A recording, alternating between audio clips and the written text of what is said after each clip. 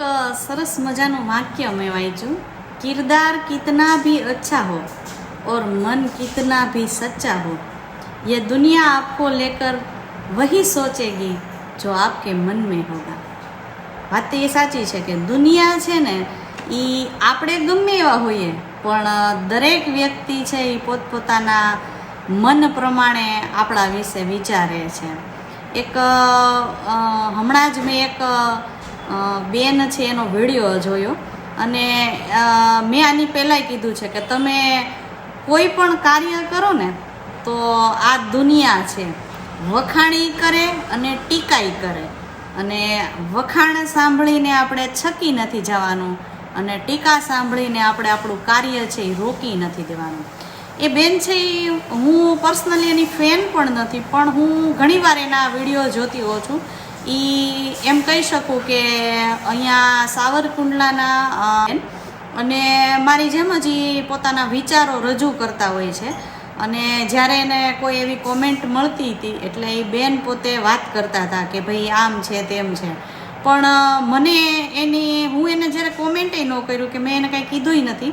હું એવું વિચારતી હતી કે જ્યારે આપણને આવી બેડ કોમેન્ટ્સ મળે ને ત્યારે એનો વળતો જવાબ આપવો ન જોઈએ। કોમેન્ટ પાસ થઈ છે એનો એણે વળતો જવાબ એવો આપ્યો કે જો હું આમ છું અથવા તો મારા પપ્પા એ કે આમ છે એટલે કે મને આમ એડમિશન મળ્યું ને આમ થયું ને, સામેવાળી વ્યક્તિને આપણે શું કામ એને કોમેન્ટમાં જવાબ આપીએ કે હું આમ છું કે આમ નથી।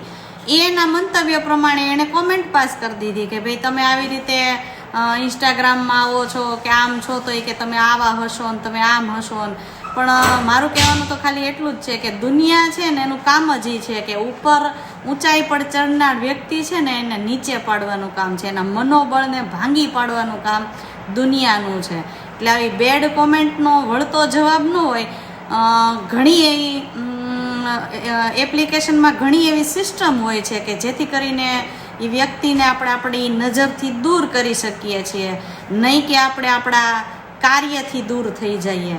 એટલે એ બેનને મેં તો કોઈ પણ પ્રકારનું કાંઈ કમેન્ટ પાસ નહોતી કરી, પણ જે વ્યક્તિએ કમેન્ટ પાસ કરી હતી એની માનસિકતા છે એ જે કાંઈ પણ હતી, કહેવાનો અર્થ એટલો જ છે કે એને કોઈ પણ પ્રકારનો જવાબ ન આપતા માત્ર આપણે એને આપણાથી દૂર કરી દેવાના।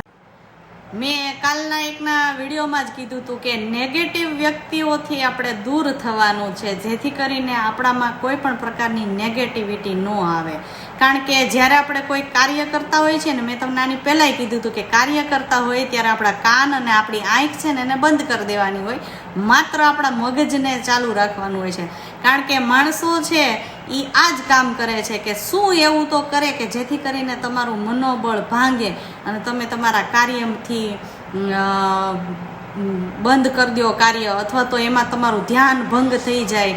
એટલે દુનિયાનું કામ જ એવું છે કે પોતાના મંતવ્ય પ્રમાણે એ આપણને ઓળખે છે, મંતવ્ય પ્રમાણે એ આપણને એ વિચારે છે, જેવું એવો જ એ આપણને સમજે છે, જે જેવું વિચારે છે એવા એ આપણને સમજે છે।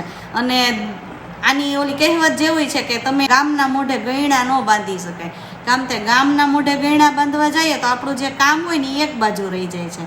એટલે બેડ કોમેન્ટ્સ છે એને ડિલીટ કરો, એને બ્લોક મારો, એને જે કાંઈ પણ કરો, કારણ કે એની હારે ચર્ચા કરવાથી કોઈ પણ પ્રકારનો ફાયદો થવાનો નથી। અને હું એમ કહું કે ઘણી વખત આપણે ઘણા બેડ વિડીયો જોતા હોય તો આપણને એમ થાય કે આમ છે તો મનમાં બોલી લેવાય, પણ એને બોલીને એને કમેન્ટ પાસ કરીને એને ભાંગી પાડવાનું કરવું જોઈએ નહીં। કારણ કે કમેન્ટ પાસ કરનાર વ્યક્તિ છે ને એ જેના વિશે કમેન્ટ કરે છે ને એ વ્યક્તિ કેવી છે ને એ માણસો નહીં જોવે, પણ તમે જે કમેન્ટ કરો છો ને એના ઉપરથી તમારી મેન્ટાલિટી કેવી છે ને એ આખી દુનિયા જોશે। એટલે કોમેન્ટ કરતાં પહેલાં કોઈ પણના વિડીયોમાં કોમેન્ટ કરતાં પહેલાં વિચારવું જોઈએ કે મારી કોમેન્ટથી મારી મેન્ટાલિટી દેખાઈ આવે છે એમાં કે હું શું કહેવા માગું છું। એટલે ક્યારેક ઘણીવાર એવું થાય છે કે કોકની ઉપર આપણે પથ્થર ફેંકવા જઈએ પણ ભૂલથી એ જ પથ્થર રિટર્ન થઈ અને આપણા ઘર કાચનું ફૂટી જાય, એની કરતાં આપણે ધ્યાન રાખીએ તો વધુ સારું રહે। સારું, મેં આની પહેલાંય કીધું છે કોકના વિશે આપણે સારું ન બોલીએ તો કાંઈ નહીં, પણ ખરાબ તો ન જ બોલવું જોઈએ। એટલે માણસોનું તો આવું છે કે આપણને એની મંતવ્ય પ્રમાણે આપણને ચિત્રે છે, એના મન પ્રમાણે આપણને સમજે છે। આપણે માત્ર આપણા મનને અને આપણી જાતને સમજવાની રહી કે આપણે કેવા છીએ. દુનિયાનું તો કામ જ આ છે કે તમને સારાય કહેશે અને ખરાબી કહેશે.